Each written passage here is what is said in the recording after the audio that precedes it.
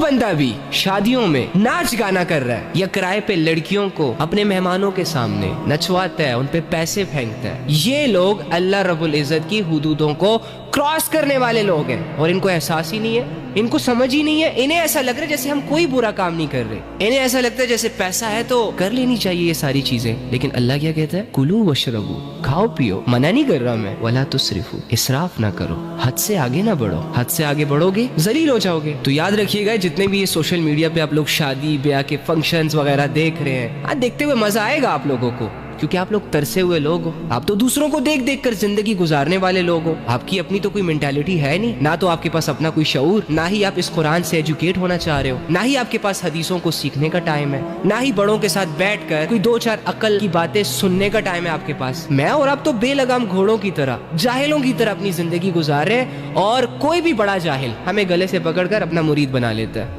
Follower بنا لیتا ہے، اور پھر ساری عمر ان کو پروموٹ کرتے ہوئے، ان کو دیکھتے ہوئے، ان کو سرچ کرتے ہوئے گزر جاتی ہے ہماری۔ اللہ رب العزت جو اس پوری دنیا کا مالک ہے، پوری دنیا کا خالق ہے، جس کے پاس جو ہے اس کا دیا ہوا ہے، یہ پیسے والے کہتے رہے کہ ہم نے بہت بڑا پیسہ کما لیا ہے، اور بھائی فرعون کو یوں ہی نہیں مینشن کر دیا اللہ رب العزت نے قرآن میں، اس کے پاس بھی بڑا پیسہ تھا۔ ایک قارون بھی گزرا ہے جس کے خزانوں کو، جس کی دولت کو اللہ نے قرآن میں مینشن کیا ہے، اور یہ اس لیے مینشن نہیں کیا کہ ان کی بڑی تعریفیں کی ہیں یا ان کے مال و دولت نے اللہ کو بڑا انسپائر کر دیا، بلکہ انسان کو انسان کی اوقات یاد دلانے کے لیے اور اوقات میں رہنے کے لیے یہ چیزیں مینشن ہوئی ہیں قرآن میں، تاکہ وہ اپنے آپ کو بھول نہ جائے، کہ کہیں وہ پیسے کے نشے میں اپنے اللہ سے غافل نہ ہو جائے، کیونکہ کامیابی کا کرائٹیریا اللہ کی نظروں میں دھن دولت دنیا عزت شہرت ہے ہی نہیں، وہ تو اسلام ہے، وہ تو شریعت ہے، وہ تو رسول اللہ صلی اللہ علیہ وآلہ وسلم کی اتباع ہے۔ لیکن وہی بات انسان نہ اپنی اوقات بھول جاتا ہے۔ انسان جب اپنی اوقات بھولتا ہے نا تو وہ اپنے آپ کو کچھ